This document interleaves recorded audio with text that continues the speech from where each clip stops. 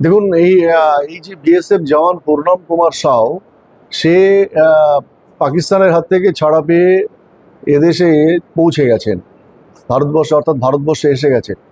কিন্তু তার বাড়ি ফিরতে বেশ কিছু দিন এখনো দেরি আছে। আপনাদের মনে থাকতে পারে যে এই পূর্ণম কুমার সাউ বিএসএফ এর জওয়ান, তিনি ভুল করে পাকিস্তানের কোনো এলাকাতে তিনি চলে গেছিলেন, এবং সেখানে চলে যাওয়ার পরে পাকিস্তানের যে সীমান্তরক্ষী বাহিনী তাকে ধরে নিয়ে যায়, এবং তারপরে ভারতের সঙ্গে যে ফ্ল্যাগ মিটিং হয় বিএসএফ এবং পাকিস্তানের সীমান্তরক্ষী বাহিনীর সঙ্গে, সেখানে আলোচনা করা সত্ত্বেও পাকিস্তান পূর্ণম কুমার সাউকে ছাড়ছিল না।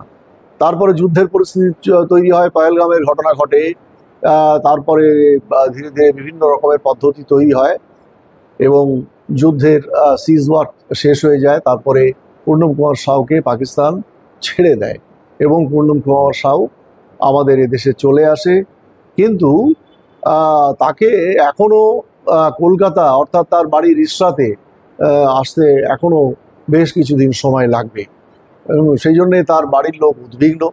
এবং আপনারা একটা জিনিস মনে রাখবেন, এই প্রসঙ্গে বলে রাখি যে যখন অভিনন্দন বর্তমান যে পাইলট, যখন MiG-16 যখন ভেঙে পড়েছিল এবং পাকিস্তানের দিকে যখন এই অভিনন্দন বর্তমানকে পাকিস্তানি সেনারা ধরেছিল, তখন তাকেও ছেড়েছিল বেশ কিছুদিন পরে।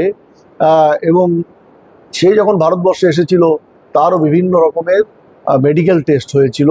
এটা নিয়ম মাফিক হয় এবং সেনাবাহিনীর এটাই নিয়ম। তার বিভিন্ন রকমের শারীরিক পরীক্ষা হয় যে পাকিস্তানিরা তার শরীরের মধ্যে কোনো রকমের কিছু দ্রব্যসন্ধিমূলক কিছু করলো কিনা, ঘটালো কিনা, সেসব চেক করা হয়, তারপরেই তাকে ছাড়া হয়। তেমনি পাকিস্তানের জেলে যেহেতু এই পূর্ণম কুমার সাউ ছিলেন, এই বিএসএফ জওয়ান ছিলেন, তাকে যখন ভারতে ছেড়েছে, ঠিক একই নিয়ম, যেহেতু আমাদের সেনাবাহিনী ডিসিপ্লিন ফোর্স, তাকেও ওই রকম অভিনন্দন বর্তমানের সময় যেমন হয়েছিলেন, একেও সেরকম করা হবে, মেডিকেল টেস্ট করা হবে, তার শরীরে কোনো রকমের কিছু বিষক্রিয়া হয়েছে কিনা, বা তাকে কতটুকু মগজ ধোলাই করেছে পাকিস্তান, এই সমস্ত কিছু পরীক্ষা করা হয়। তারপরে তাকে সুস্থ ডিক্লেয়ার করা হবে, তারপর তাকে বাড়িতে পাঠানো হবে। এখন ইতিমধ্যে তার পরিবারের লোক, তার বিশেষত তার স্ত্রী উদ্বিগ্ন। সেই জন্যে তার স্ত্রী বিএসএফের কর্তা ব্যক্তিদের সঙ্গে যোগাযোগ করেছেন, এবং তিনি সম্ভবত পূর্ণম কুমার সাউ ফেরার আগেই সেখানে গিয়ে দেখা করতে চাইছেন পাঠানকোটে গিয়ে। তো পূর্ণম কুমার সাউকে দেখা করার জন্যে বিএসএফের কাছে তার পরিবারের তরফ থেকে দরখাস্তও করা হয়েছে। এবার বিএসএফের তরফ থেকে যখন সাড়া দেবে তখন যাবে। তবে এটুকু পরিষ্কার বলা যায় যে পূর্ণম কুমার সাউয়ের কিন্তু কলকাতাতে অর্থাৎ রিসার বাড়িতে আসতে এখনো বেশ কিছুদিন লেগে যাবে।